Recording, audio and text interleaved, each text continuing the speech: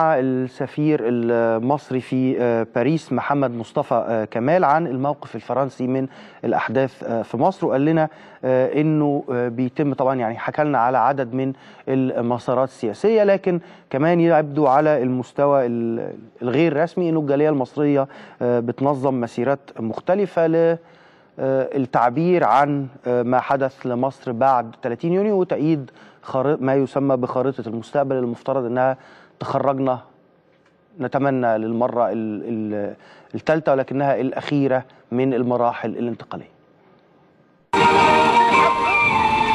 المصريون في فرنسا ينظمون مسيرة ضد ما أسموه إرهاب الإخوان في مصر. المسيرة رفعت لافتات تطالب بوضع الإخوان المسلمين على لائحة المنظمات الإرهابية الدولية.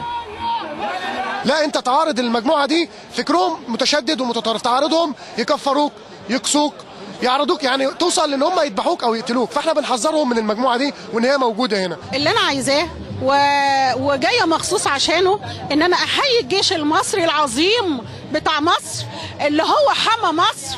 من غير الجيش المصري مصر كانت ضاعت، من غير الجيش المصري مصر كانت اتسلمت الارهاب، والارهاب قسم مصر. الهتافات طالبت اوروبا بضروره الاعتراف بثوره 30 من يونيو كثوره شعبيه والكف عن محاولات التدخل في الشأن المصري.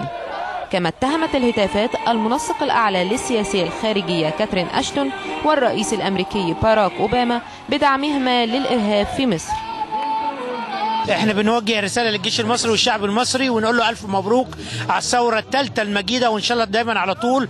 وبنقول للإخوان المسلمين مفيش فرق بين مسلم ومسيحي، ولو هديتوا 1000 كنيسة هنبني 50,000 كنيسة، ومسلم ومسيحي إيد واحدة. وأنا بعشق، أنا مسلم وبعشق المسيحيين من قلبي، بعشقهم. مسيحي إيد واحدة، مسلم ومسيحي ايد واحده. مش عايزين المعونه بتاع اوباما واحنا نعيش على العيش والملح، ومش عايزين حاجه من امريكا ولا اتباع امريكا ولا من تركيا ولا من اردوغان ولا من اي حد يشتت شملنا.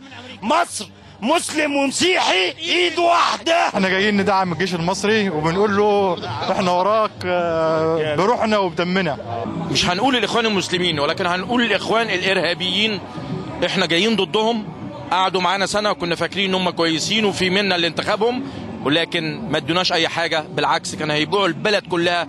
والحمد لله ربنا انقذنا بالجيش المصري والشرطه المصريه عشان نبقى كلنا ايد واحده ضد الاخوان الارهابيين.